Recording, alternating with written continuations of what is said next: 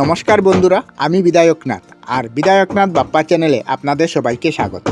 আজকের ভিডিওতে বলবো ভগবান বিষ্ণুর তুলসী কতটুকু প্রিয়। কোনো ফুল দিয়ে প্রসন্ন হন না যদি তুলসী পাতা নিবেদন করা হয় না। এই বিষয়ে শাস্ত্র কি বলে? যদি আপনি ভগবান বিষ্ণুকে কোনো ভোগ অর্পণ না করে, ফুল অর্পণ না করে তুলসী পাতা অর্পণ করেন, তাতেই তিনি সন্তুষ্ট হয়ে যান। আমরা অনেক ধরনের ভোগ, ফুল ইত্যাদি অর্পণ করলেও যদি তুলসী পাতা অর্পণ না করি তবে তিনি সেসব ভোগ গ্রহণ করেন না। তুলসী ছাড়া ভগবান বিষ্ণুর অন্য কিছু প্রিয় নয়। এখন বলছি শাস্ত্র কি বলছে। ভগবান বিষ্ণুর তুলসী অনেক প্রিয়। একদিকে অনেক ভোগ নিবেদন করা হোক, অন্যদিকে তুলসীর জল নিবেদন করা হোক, ভগবান তুলসীর জল পছন্দ করবেন।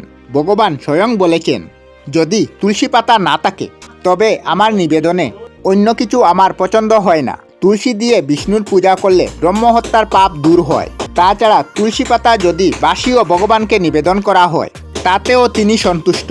ভগবান বিষ্ণুর পূজা, ভগবান শ্রীকৃষ্ণের পূজা, ভগবান শ্রীরামের পূজায়ও তুলসীর মহত্ব অনেক বেশি। তুলসী ছাড়া এদের ভোগ অসম্পূর্ণ। তাই ভগবান বিষ্ণুর পূজায় তুলসী পাতা ব্যবহার করা অতি প্রয়োজন।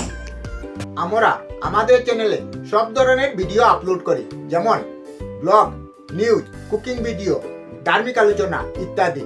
যদি আপনারা এই ধরনের ভিডিও দেখতে পছন্দ করেন তাহলে এই চ্যানেলটি নিশ্চয়ই সাবস্ক্রাইব করবেন।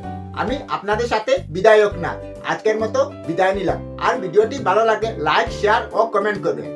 ভিডিওটি সম্পূর্ণ দেখার জন্য অশেষ ধন্যবাদ।